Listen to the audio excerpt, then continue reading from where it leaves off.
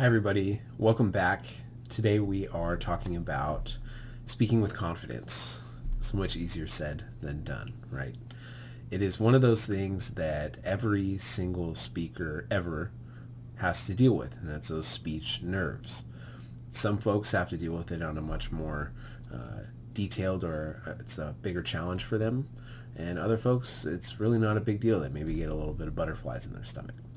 Wherever you're at on that spectrum, today we're going to talk about how we can use our body and our brain to reduce those nerves, to get over our speech anxiety or reduce it. So then instead of clamming up, we maybe get a little bit shaky, but then once we get going, we're okay. Again, wherever you're at on the spectrum means that you're going to have a different result. Really what we're looking for is just a little bit of progress, because it's going to take time and experience to really begin to overcome those speech nerves. But in all honesty, they may never go away. I'm nervous every day before my first lecture, before my first class, especially at the beginning of the semester when I haven't really gotten to know my students at all. I'm nervous before every class. And I don't think about that as being a bad thing, or as that I'm underprepared or anything of that nature. It's that I care and I want to do a good job. And that is a process of cognitive restructuring, which we'll talk about a little bit here, but I try to reframe how I'm thinking about those emotions. So today we're talking about speaking with confidence. We're going to hopefully give you some skills to help reduce your level of stress, your speech nerves, and make public speaking a little bit of a more pleasant, maybe, or a little bit more manageable experience. So in our preview today, we're going to talk about glossophobia, which is the fear of public speaking. We're going to talk about you and your communication apprehension. We're going to talk about cognitive restructuring and tips for building confidence. And then last but not least, we're going to watch a TED video by Professor Amy Cuddy, who is a professor at Harvard Business School and has some really, really interesting insights into how we can use our own body language to not only be perceived by our audience in a more authoritative or credible manner, but also to trick ourselves into being and feeling more confident, reducing our stress hormones. And we can do that with a really, really simple trick that Professor Cuddy is going to share with us. First and foremost, we want to talk about glossophobia. This is the fear of public speaking. And I told you all that almost everybody who ever speaks has some form of nervousness, of stress that is built up because of the activity. It makes people uncomfortable. But I think it's interesting to really dive into it and unpack this a little bit. So in the academic field of communication studies, we would call this communication apprehension. Depending on where you're at in this class, you've taken the PRCA 24 survey, which kind of tells you where you're at with your communication apprehension. Are you what we might say high CA or high communication apprehension, or low CA, or somewhere in the middle? You will hopefully know that by the end of this course, and hopefully this lecture, this particular video, will give you some insights into what you can do about that. But communication apprehension, glossophobia, the fear of public speaking, is something that impacts roughly 70% of the population, and this is according to the National Social Anxiety Center in 2016. So it's a little bit old, it's a little bit of a dated survey, but if you think about it, 70% of the population said that they had some kind of fear of public speaking. Personally, I think this is a little bit low. I think that it's likely quite a bit higher, but we tend to think of ourselves in a little bit of a more positive light when we're surveyed. So 70, maybe 80% of people actually feel some kind of fear of public speaking, which is totally normal. And it's important to think about that it's totally normal, because that will help us in our skill building about how we can limit our speech nerves. We want to identify your personal brand of communication apprehension. So we're going to talk about 3 different types of speech nerves or speech stress, and then we'll talk about a couple of things that we can do by shifting our frames of reference or reframing. So our first type of speech anxiety is trait anxiety, and this is derived from your individual personality. You might be a little bit more nervous or a lot more nervous to speak in front of a group than somebody else simply because that's the way you are. And again, that's okay. We just want to be able to identify that so that we can think about it in a way that allows us to do something about it. So we have trait anxiety and we have state anxiety. So this is derived from the external situation which individuals find themselves. So depending on the context or the setting where you are speaking, you might be more or less nervous. Say you're really comfortable in like a one-on-one, sitting down having a coffee at maybe an interview, but you're not good leading a large training in front of 15 or 20 people, or you're fine in front of 15 or 20 people. It's that one-on-one interaction that really stresses you out. Or maybe you are really comfortable speaking in front of really, really large crowds, but smaller groups is a little bit more challenging. Your state anxiety is going to be different depending on the setting and the context. So it's important to be able to identify that. And last but not least, we have scrutiny anxiety, and this is derived from the discomfort of being watched, of being evaluated, of being judged. This is one of those things that as a student in a public speaking course, this is constantly on your mind because you are being assessed, you are being evaluated.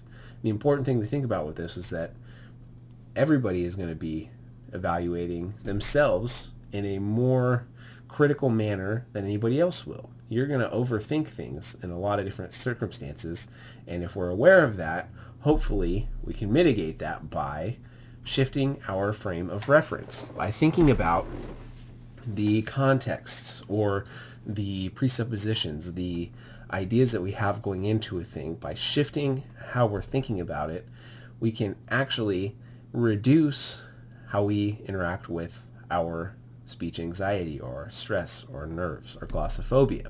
If we are aware that we have a lot of trait anxiety, which leads to more state and scrutiny anxiety, we can do some things at home to hopefully reduce our level of stress so that we're less impacted by that. Maybe we don't have as much trait anxiety, but we have a lot of scrutiny anxiety. What can we do to shift that? And that's going to be something that you'll kind of have to figure out because it's different for every single person. So hopefully we're learning a little bit about our personal brand of communication apprehension and thinking critically about what we can do. We can shift our frames of reference. This is called reframing. This is thinking about things in a purposeful manner to be more positive, to highlight positive experiences. If we do this, it's been shown to make things a little bit more manageable, to decrease our levels of stress, our levels of nerves. So just by thinking about something as being a more positive experience, we can start to shift and decrease our level of communication apprehension. Again, depending on where you're at on that scale of communication apprehension, it's going to be different for everybody, but it's important to at least try to be more positive, to enable and to embody a growth mindset so that every experience you're looking to grow instead of trying to get points or just get it done or something of that nature. One way that we can reframe is through a process of cognitive restructuring. So this is an internal process through which individuals can deliberately adjust how they perceive an action or an experience. So we can purposefully shift the way that we're thinking about things, the way that we perceive things. We can do this in a variety of different ways. We can use different language. We can use body language. We can focus on different aspects of our presentation because no presentation is going to be perfect. That's an unreasonable goal to try and get to. Everybody is going to stumble over their words a little bit. Everybody might have some filler words or look visually uncomfortable. You might be a really good speaker 99% of the time, but then there's that one day where you're a little bit more stressed, you're not really on your game as much, and then all of a sudden it becomes a negative experience, and that one negative experience could spiral out of control and become a real problem. But through the process of cognitive restructuring, we can say, okay, it's totally normal to stumble over our words a little bit. It's totally normal to use some filler words. It's totally normal to be uncomfortable, or to look uncomfortable, or to have a day where you're not as good or as eloquent or as fluent in what you're trying to say. That's okay. And we think about it that way, and hopefully it becomes a little bit more positive experience. We can purposefully do this cognitive restructuring process through 3 steps. Number 1 is to identify objectively what you think. What do you think about the event, the speech, the presentation, the people, whatever it is?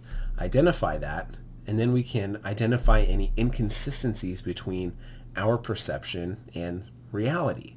We can say, okay, this is how I'm thinking about this, and here's why this is flawed. Here's where this is flawed, and here's how I can change the way I'm thinking about this thing. And in doing that, we can replace our destructive thinking with more supportive, more positive thinking.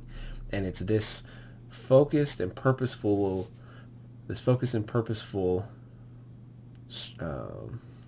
journey toward having more of a growth mindset that will inevitably fundamentally alter the way that we are perceiving things, the way that we're interacting with things.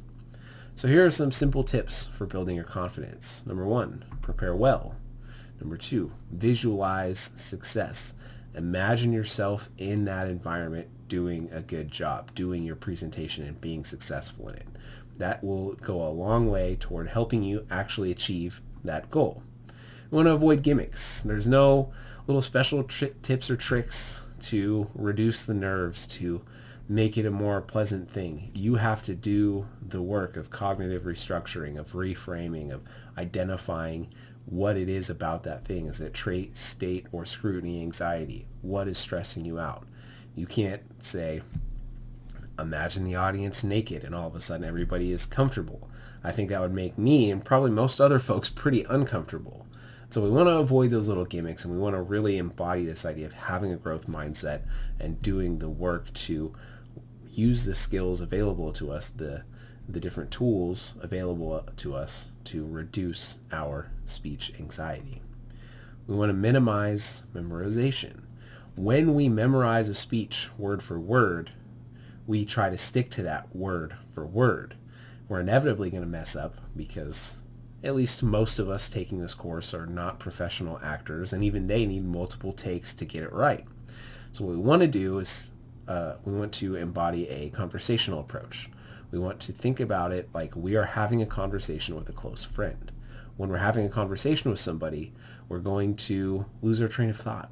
We're going to want a word, and it's not going to come to our mind right away. We're going to have to stop and think about it for a second, and that's okay, right? We want to reduce the amount of memorizing that we're doing because it's going to improve our overall delivery.